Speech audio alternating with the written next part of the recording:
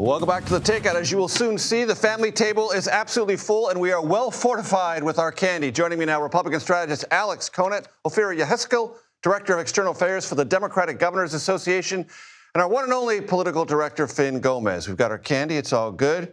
Here, I want to talk to you first, because on Tuesday, Abigail Spanberger, first female governor in the Commonwealth history of Virginia, and Mikie Sherrill, not only winning, but overperforming what all the polls said. Evaluate.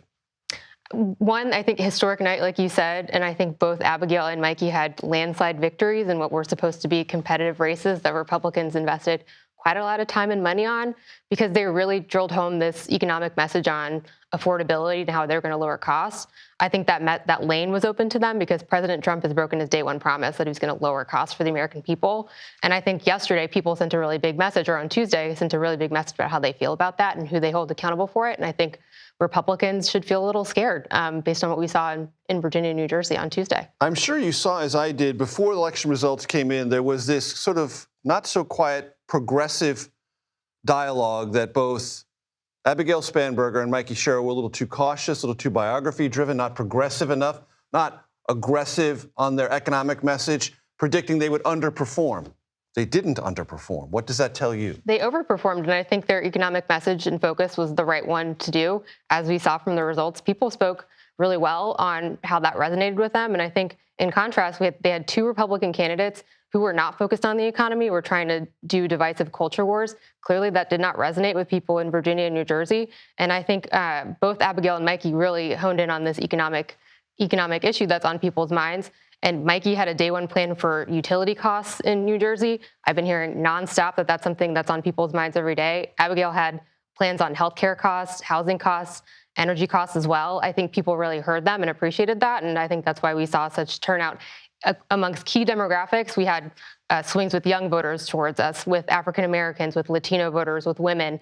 Every single person you could hope would turn out for Democrats did, and I think spoke really loudly about what they were feeling. Alex, how many wounds should Republicans be licking in the aftermath of Tuesday? I mean, look, these Democrats won off-year elections in blue states. I think everyone needs to settle down a little bit. I think they ran really good campaigns. I'll grant you that. And they were moderate candidates, which I think if Democrats run moderate candidates, they're going to do better than running populist candidates or left-wing candidates. I think we knew that before Tuesday. We know that even better today. I think, as the White House said, the American people are very focused on the economy. Like most voters still think that the economy is not doing strong enough. They're worried about the cost of living. And I think President Trump has taken his eye off the ball at times. I mean, he's spent a lot of times overseas, spent a lot of time worrying about foreign crises, redecorating the White House. Redecorating is one word. And I think, and you saw yesterday, the White House's political director said, "Look, we're going to be more focused on the economy moving forward." I think if Republicans stay focused on the economy, we're going to be fine in the midterms, because it's easy to overread what happened Tuesday night. But it's not something we can just completely ignore, and I don't think the White House is. Fin? Yeah, I mean, I think that's the key word, is affordability. What James Blair, the White House political director, deputy chief of staff, said, I mean, it was affordability. And to paraphrase James Carville, it is affordability stupid. And that is the defining narrative of this cycle. And it was also the defining narrative of last cycle, too. If you remember, there was disaffected voters pointing the finger at the Biden administration. This time around, they've been pointing the finger at the Trump administration. Latino voters, there's some interesting polling data that contrasts last year with this year. Yeah, absolutely. There's a new Axios Telemundo poll that just came out that shows that nearly 2 in 3 Latinos say it is a bad time to be a Latino in the United States. In part, it's because of these ICE operations that are happening throughout the country. You've seen them. There's been some very violent, aggressive tactics by ICE, by And even if CBP. they're not touched by it, that indicates they're traumatized at some level. They see it, yes. They see people who look like them. They're affected by that. And you've seen that switch from last year. But also, again, it's the economy. It's affordability. They feel this squeeze. These are mainly working class, middle class voters, and they're seeing it. They're feeling what everyone else is feeling. You might have heard there was a mayor's race in New York. Zohran Mamdani won, and President Trump, before the election results came in, communist, going to get nothing, going to beat him up, going to not beat him up metaphorically. Don't go crazy out there. But here's some interesting sound from yesterday in Miami and today in the Oval Office. Please play it.